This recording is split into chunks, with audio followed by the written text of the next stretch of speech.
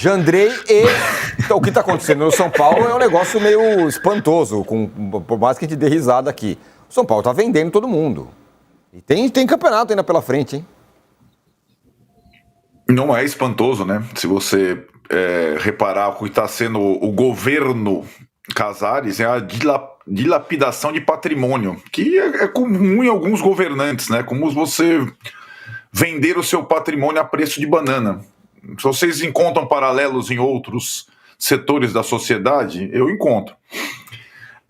E aí a gente não sabe, o Casares deve prestação de contas não ao Conselho do São Paulo, ao torcedor do São Paulo, desse plano de liquidação de jogadores a preço de banana, né, os jogadores da base, em nome de um plano de saneamento financeiro que a gente não tem nenhum esclarecimento, e com aquele asterisco de possível incremento desse plano de lapidação da base com um investidor estrangeiro, talvez o tal do grego Marinax, que faz negócio com o Textor lá no Botafogo. Então, o Casares deve explicações, né? Continua devendo explicações. A questão do campo e a eliminação também tem um pouco de relação com a dilapidação do patrimônio, porque você perde a chance de avançar na Copa do Brasil e perde a chance de lucrar com a Copa do Brasil. Tem a janela que fecha aí em setembro, então se o São Paulo tivesse classificado, talvez fosse um cenário. A eliminação provoca a pressa na venda. Então, isso tudo foi 12 horas depois da eliminação, meio que escondida pela turbulência do derby, né? O derby meio que colocou a eliminação do São Paulo num segundo plano, né? Mas depois que a gente começou a discutir o Abel, o Corinthians, o impeachment, tem o São Paulo eliminado pelo Atlético que está na Série B, né? Mas aí, Tironi, eu discordo da parcial da enquete, porque mais que o São Paulo, tem o Internacional, né? O Internacional foi dos 4 clubes aquele que jogou todas as fichas na Copa do Brasil, em termos de mobilização da sua torcida, de priorização de escalação e tudo mais. O São Paulo não fez isso. O São Paulo fez, digamos, uma estratégia mista, né?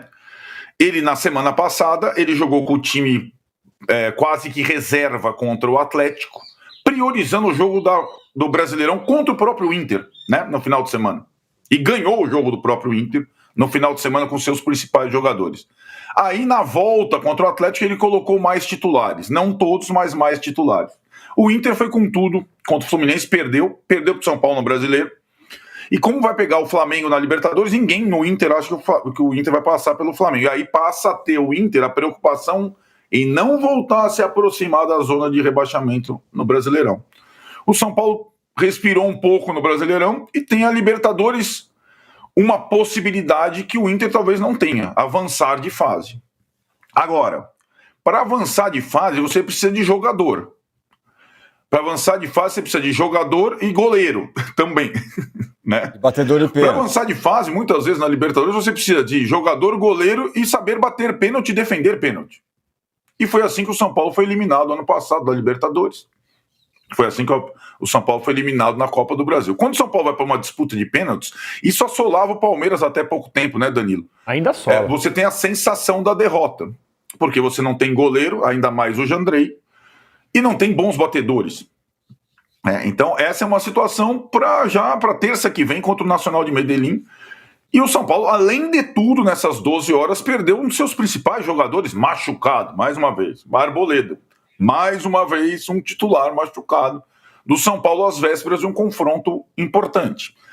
Então, São Paulo 2025 é um caos no campo.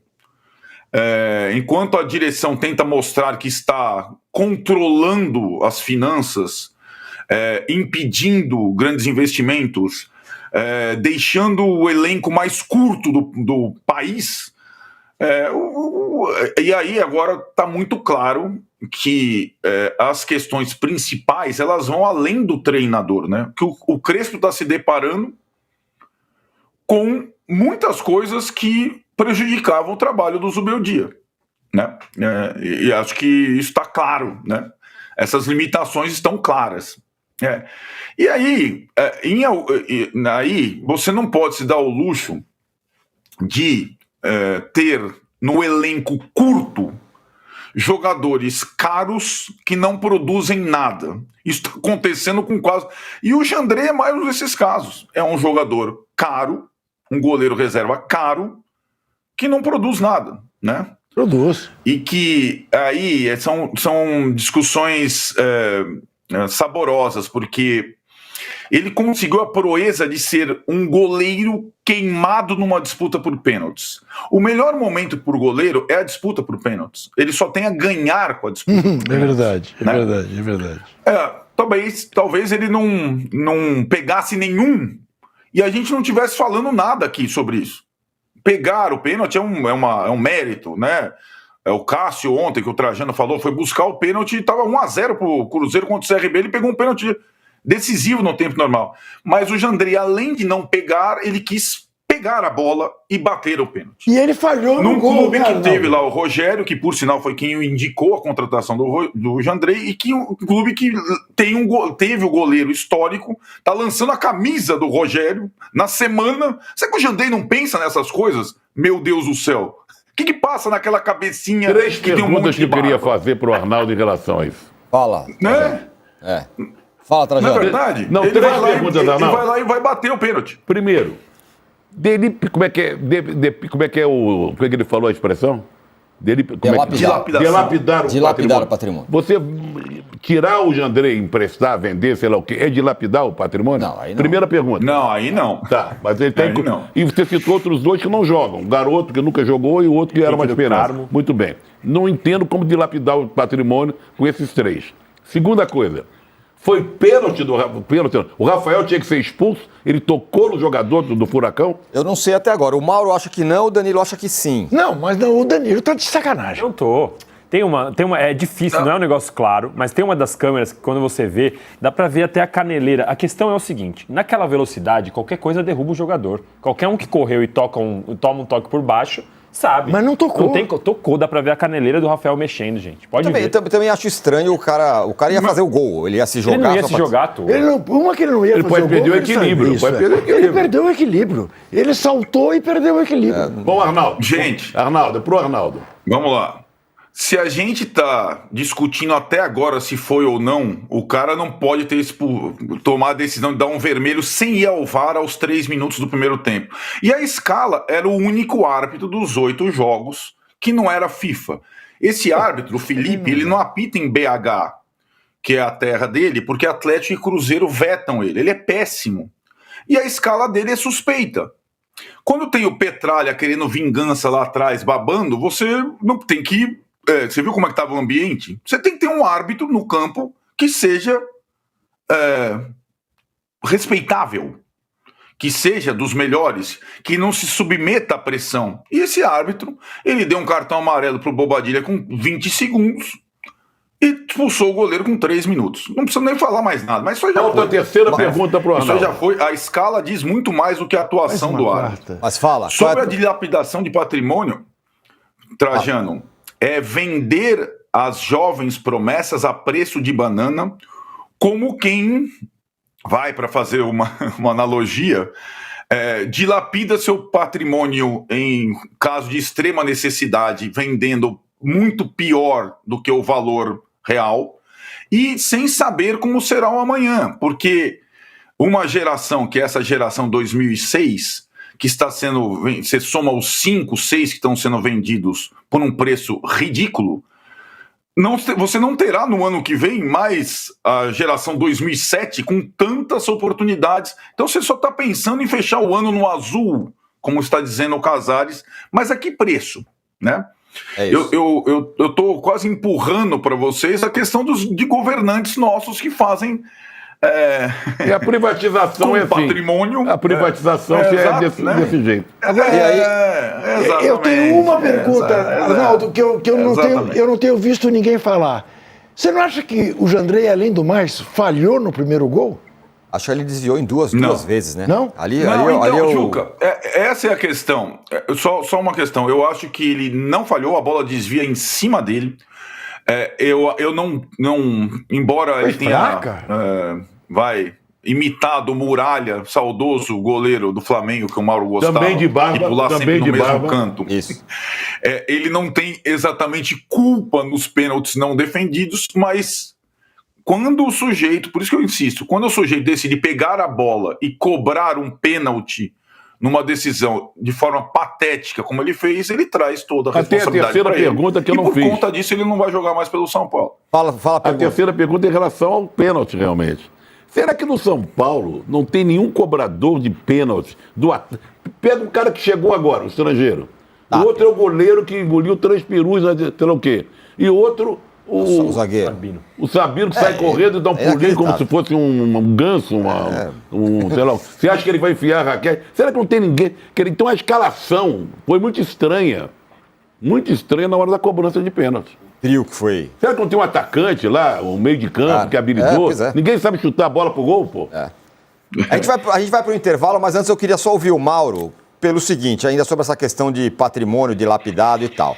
O Flamengo lá em 2013, né, quando começou a sua reestruturação, abriu mão de uma galera porque falou assim, eu não posso pagar essa turma agora. Wagner Love, e falou muito claramente, esses caras aqui não dá. Pro Flamengo hoje não posso ter esses caras. Guerreiro, acho também, né? Guerreiro, é o que eu me lembro, ou não. Enfim, o Wagner Love eu lembro bem. Guerreiro foi contratado. O Guerreiro foi contratado. Mas o Dorival Júnior mesmo, era o técnico assim, olha, nós não temos dinheiro para pagar você. Valeu, tchau. Nosso lugar é em outro. O que o São Paulo está fazendo agora, quando ele vende essa turma da base toda, não é exatamente isso. Ele faria isso se ele tivesse falado assim, olha, Oscar e Lucas, infelizmente não dá para eu ter vocês aqui. Então esse negócio da reestruturação do São Paulo também é para se discutir, o jeito que está sendo feita, me parece, Mauro. Claro, lógico. Até porque os caras e Lucas custam dinheiro e não estão dando nenhum retorno técnico no momento, né? Tem isso, né? Claro que não é culpa dele, o jogador não se machuca porque quer.